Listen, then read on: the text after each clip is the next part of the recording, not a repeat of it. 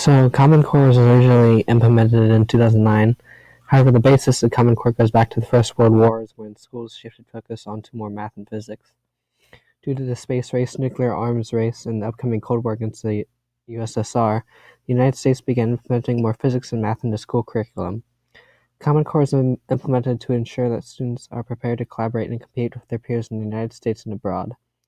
However, Common Core has done what it says it will do. However, that is why it's arguably a failed system.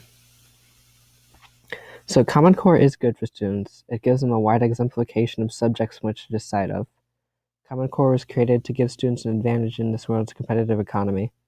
However, Common Core was left with a small degree of room for states to make decisions on what should be Common Core, which is about 15%. Common Core was created by teachers for teachers. However, as students grow older, the system arguably starts to outlive its usefulness.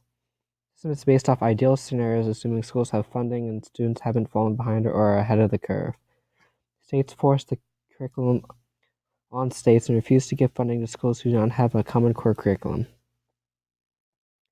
Common Core is guidelines instead of a forced curriculum on teachers. This allows teachers to do more creative activities where previously they would spend most of their time preparing the students for standardized testing. Common Core separates classes, allowing students to go in depth into subjects. You don't learn pre-calc and calculus in the same period. Students are currently only working on pre-calc now. This allows students to get a more in-depth look at pre-calc before moving on to calculus. It gives students a better understanding of the subject matter, and Common Core's major goal is to get kids college ready. Through critical thinking and in-depth looks on subjects through Common Core, it seems to do its job well, promoting important skills necessary for a college education.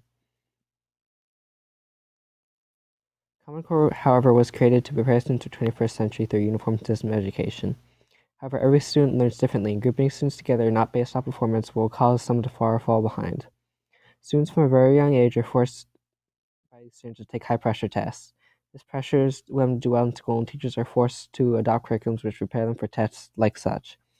Common Core is designed to teach a wide variety of subjects, which is great if you don't know what direction to go in life.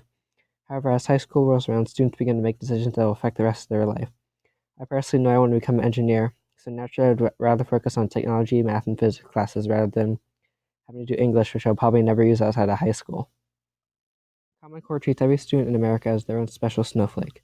However, in a competitive global economy, not everyone will have the same level of success as their fellow students. Students should arguably be able to choose their own path to education after high school.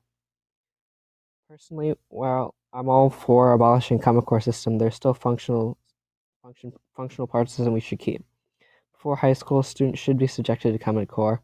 However, testing should no longer be a large part of the system. Students should be offered a choice of what they want and have basic knowledge. Classes sprinkled in, but right after their middle school become no longer required.